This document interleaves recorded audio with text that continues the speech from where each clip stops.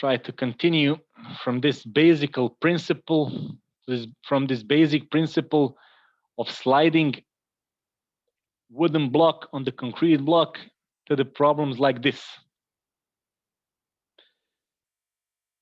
Very often when someone wants to explain you why some sliding occurred, you may hear the information like this, there were so many rainfall, infiltration, the soil becomes liquid, and then the sliding occurs. Actually, there is no such an explanation in any theoretical approach. Although when you get to some landslide area, you will see that you can stuck in this sandy clay soil that is really practically liquid at the surface. But if it's liquid on the surface after the failure, it doesn't mean that it's liquid at the depth of the 5 meters where the sliding occurs. If this is a sliding area, it needs to become liquid here.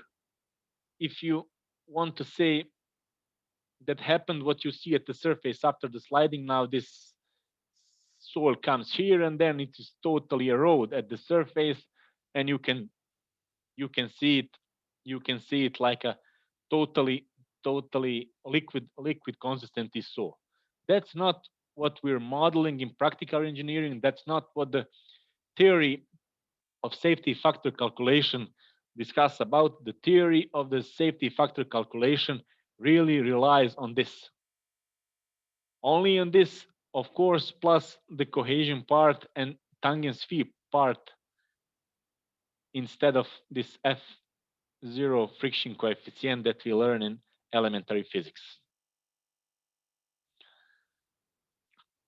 Of course, the main question is then how the water level influences this safety factor. But that's something I'll explain after one or two slides.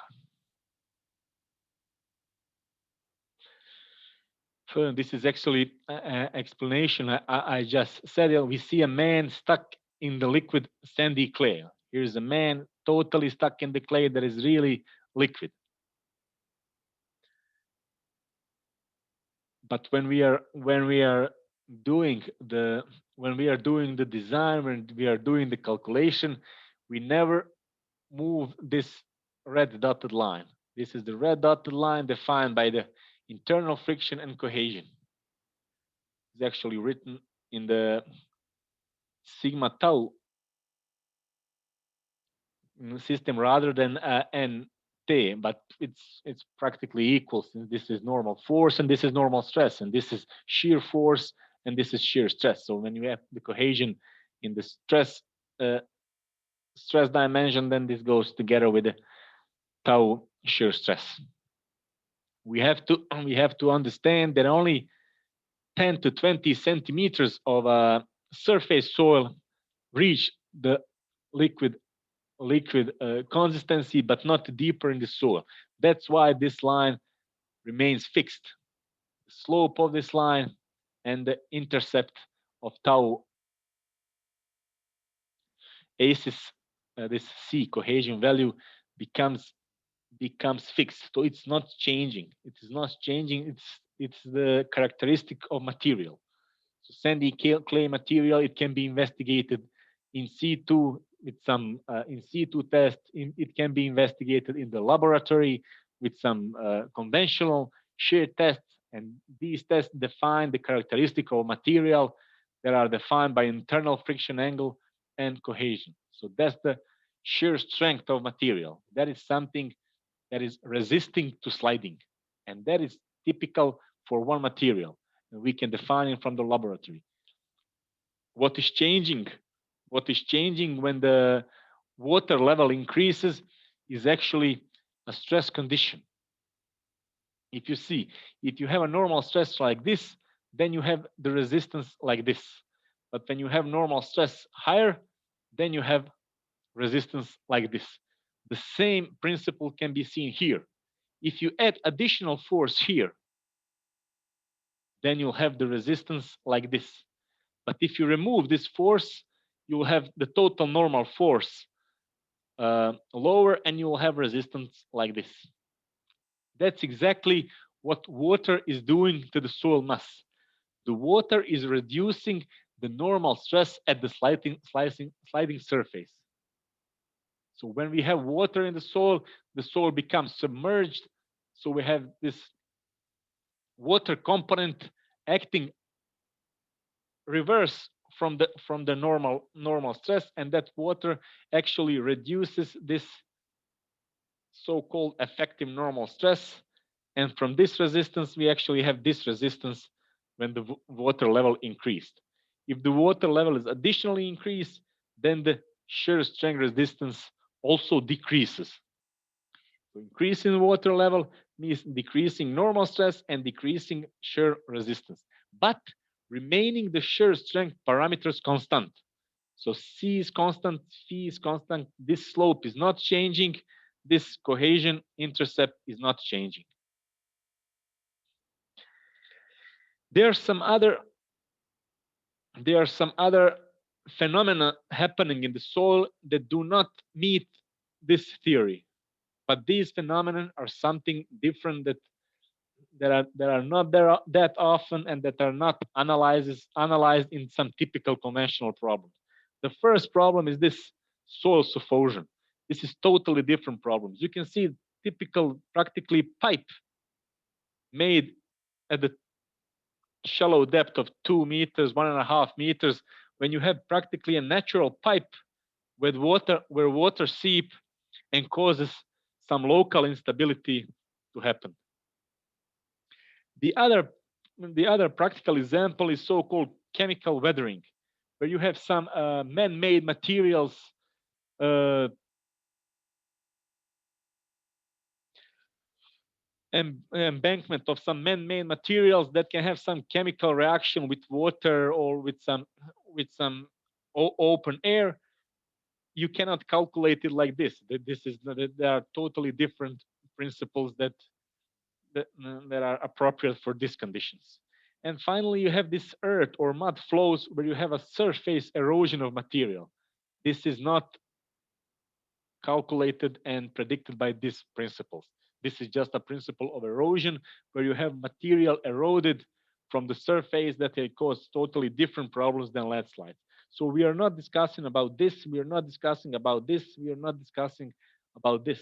We are discussing the most often landslides that are actually a sliding of the soil mass that is laid on the rock mass.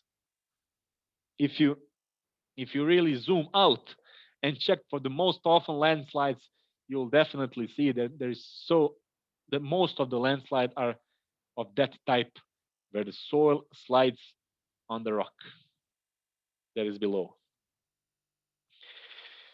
Well, here is some explanation of this influence of water level, since the water level increment is really the most often cause and trigger of a landslide. Then it's really important to understand how this water level increment influences the slope stability. Well, this is explained here. In order to understand this, you need to know some basic principles of seepage theory, of water flow theory in the soil. But even without that, we can define some main aspects. So let's imagine we have some slope that is sloped by alpha angle into the horizontal, and we imagine one point here at the let's say this is some rock-like material, and the sliding is about to occur at the interface of this rock material and the soil, and the water seepage comes like this, and we have water level at the top of the slope. So this is critical condition with the water level at near the top of the slope, and we have the water seepage to water seep to the soil from the points of the higher energy to the points to the lower energy. And if we imagine one point at the bottom of this sliding mass, and we put a piezometer in that point, it's like some pipe, perforated pipe that enables the entrance of the waters, and we try to measure the pore pressure into this point. We'll get the pore pressure indicated here. Why? Because if we draw flow lines in this slope, we'll have a flow lines like this, and we'll have a equipotential line perpendicular to these flow lines. So this would be a typical flow net for this problem. As you know, the equipotential line defines the line where every point on that line has same potential, but potential is defined by Bernoulli equation as the height of the water level if you put some piezometer in that point. And if you put a piezometer in this point, you know that the water cannot go higher than this point of the surface, since the water really is on the surface. So any point here on this line has same potential. So even this point must have this potential, not higher than this. If the water level is lower, the potential will be lower. So since the water level increases, that increases the pore pressure here. But increment in pore pressure actually means the reduction of effective stress. Since when defining the principal stress of soil mechanics, Terzaghi's principle, it says that effective stress, and that is the stress between the soil particles, is total stress minus pore pressure. And this effective stress is actually something that controls the strength of material. The strength of materials is going down as the effective stress is going down. And effective stress is going down as the pore pressure is going up. And that is actually a theoretical explanation why the increment in water level reduces the safety factor of slopes. And that's why most of the practical solution for landslide will be actually performing a drainages, the crushed stone-like material that is free drain material that will reduce the pore pressures in the slope. Okay, this is some other part of this introductory lecture where we'll show most of the landslide location in Bosnia. And here also we have indication of highway route. This is one part of the highway route, and this is the other part of the highway route. These are two parts of the highway route, and some of this part is totally constructed. We have part of this constructed only here. One part is under construction here, and we have part of the construction under here. When you have some basic literature from the geological engineer from the past, you can find that plenty of areas along the Bosnia and Herzegovina are prone to sliding, and there are some landslides identified here. And I marked here by a red color these areas that highway passed in that area. This is Dobo area, Repče area, Zenica, Kakanj area. So already it is a constructed part, of the highway. We already have some parts of the highway passing the already recognized areas from the past. When you get to this stability chart of a part of the Bosnia and Herzegovina, you will see this yellow parts is actually a potentially unstable areas, and you will have these red lines as unstable areas. When you look at this map, you'll see that most of the surface is actually a stable area, and most of the stable area is actually here, when we have practically rock mass at the surface of the ground. Here, the most red lines are located here and here and here, and that's where we have quite a soil materials above the rock materials. So I have to underline once again, most of the landslide occurs due to rainfall and snow melting, actually due to increment of water level, and most of the landslide are actually such that the sliding of the soil occurred at the contact with the rock. Where the topsoil is deeper is a potentially larger problem. So if you have a shallow depth of the soil, the problem becomes less important. It is very important to note from this map that very considerable area is covered by potentially unstable ground. And these are exactly the location, the grounds where some human factor interact with the unstable, potentially unstable area, and then the large problems can occur when inappropriate excavation or embankment or some other human factors interact with the potentially unstable areas. According to the literature from Jovanovic from 1978, a large number of landslides were located and identified in Bosnia and Herzegovina. Once again, I marked the areas that passes, that highway passes these landslide areas, and that just show us that we have highways in landslide prone areas that of course can bring problems, and will show later that it really did cause a lot of problems, but sometimes it's just necessary to put the highway in landslide prone areas.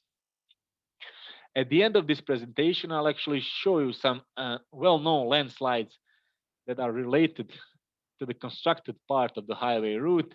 These well-known landslides are located here, since this part of the highway route is already constructed and one part is here, in also already constructed part of the highway. The construction of highway here is also performed, but this is the south of the country where you don't have instability problems since rock material is practically at the top. Also here, the construction is finished of this highway route, but it is located on the flat area, and the typical highway profile is like this, and there are no problems with the landslide here. So the main problems with the landslides are located here, and more problems are expected here, since this part is about to be constructed and it's located in the area with potentially unstable areas, and unstable areas are confirmed in the past. So some problems could occur here. Many problems already occurred here, but luckily most of them are solved. So we'll show you some interesting examples of landslides. One example is this Titici landslide in central Bosnia and Herzegovina area. This is famous landslide. It's recognized even 50, 60 years ago when regional road was here. So the existing regional road was here, and then it's widened to make a highway road, and plenty of problems were known with this regional road passing this area, and these problems are actually continued till now. I'll present the details of this case study at the end of these lectures, when we'll actually showing the practical case studies, the problems and solutions of this problem. This is one very deep-seated, 16-meter deep landslide that is very slope. It's called like creep rather than landslide. It's creep slide that slowly creeps like 1 centimeter, 2 centimeters per year. The other famous landslide that interacts with the landslide is a Pehare landslide. This is landslide that comes from here and then goes down deeper to the city of Zenica. You can see here in this phase, part of the viaduct is constructed that is founded on the stiff rock. And this is a stiff rock area. But here it's a landslide area, and plenty problems occurred here during the construction of this. We'll have this as a case study example of showing all the details that were measured, that were designed, that were constructed. But this is typical example of viaduct passing landslide area. This is what I mentioned in this introductory part when I discussed the importance of route alignment. And it's very important to recognize the problems at the beginning.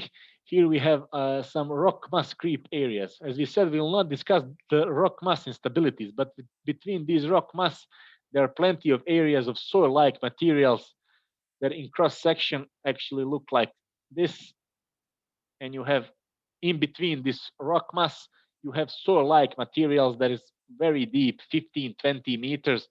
So you cannot put your highway just like that here with some heavy supporting measure that must be from. So this is very important to have this in mind during the route alignment. Maybe if you put the route down there on this flat area, maybe you could have a lot less problems than putting it here on the hill when you have to perform a very deep excavation in rock, and you can have problems like this with this so-called rock mass creep, where you have actually non-cohesive material laid down on this unstable hill.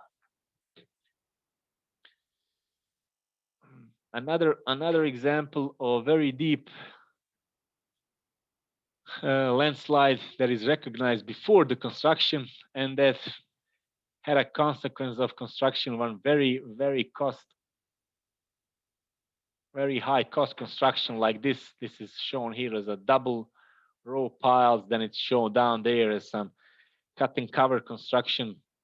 This is all the consequent of a construction of highway in a very complex engineering geological construction, in a very complex engineering geological construction. We'll have this example, as I said, in the case study part. This is just introduction to show you what can be the problem, what can be the consequence when you're aligning the route in the landslide area.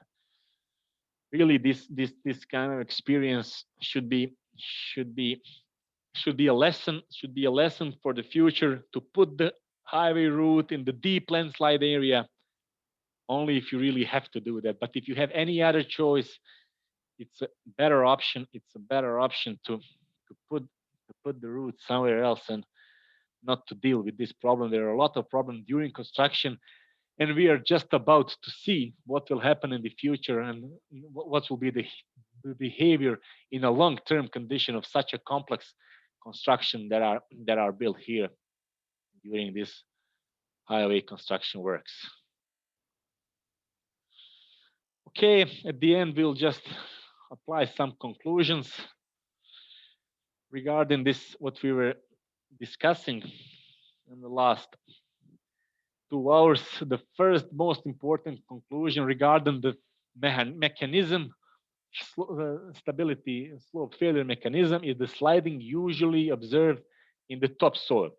It's not that often that the sliding occurs inside the rock mass. I won't say that it can never happen. It can happen.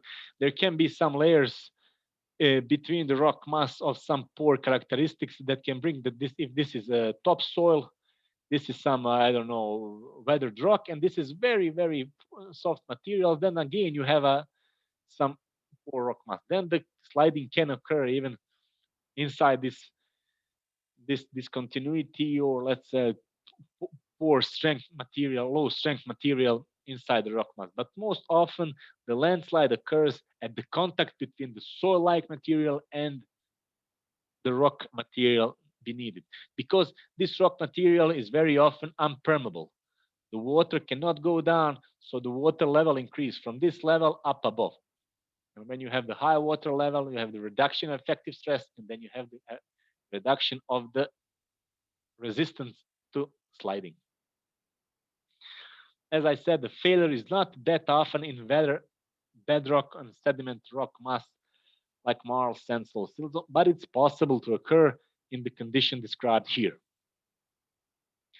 What is very important, it is hydrogeological conditions. Luckily, the hydrogeological conditions are often like this one explained here.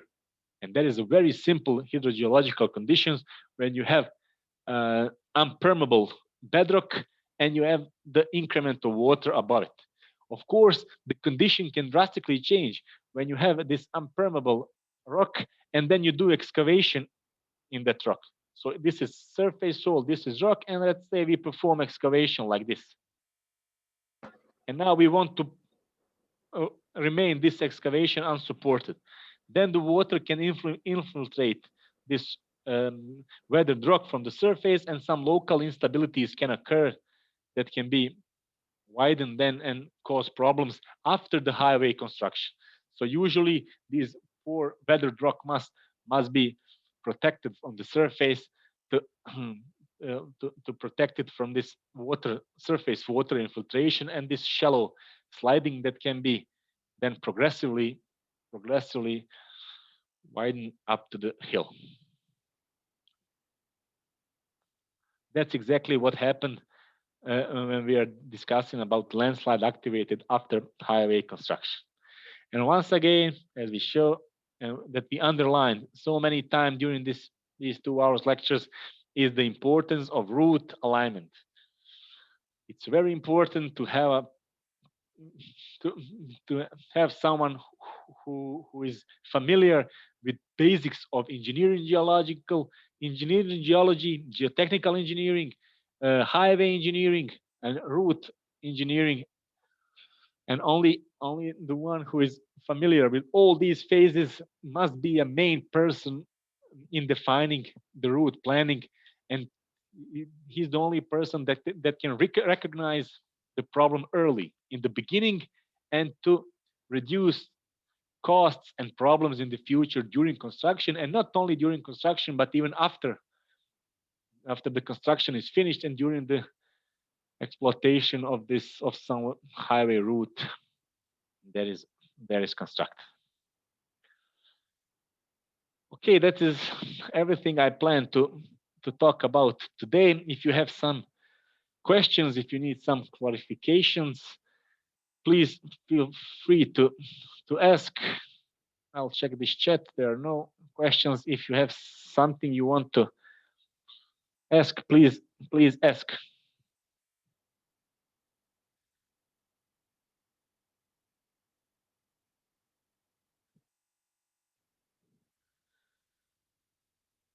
If not, we are that's all for today. I'll send you a new link for the next Tuesday. We are continue in the same time, Tuesday from 2 to 4. I'll send you this video material on some link in this group message, so you can check on it later. And if you were unable to follow the lectures, you can if you find some time, you can follow it.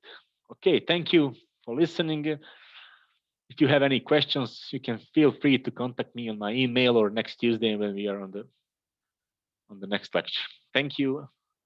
Sorry, we have questions about assignments. Okay, let's say I'll prepare assignments in 10 days, maybe before the next lecture, not more than 10 days, so you'll have enough time to work on these assignments parallel with these lectures. Okay, let it be 10 days from now. I'll send you a group message with the assignments. Okay, thank you once again. Bye bye. Let's stay in touch. Bye.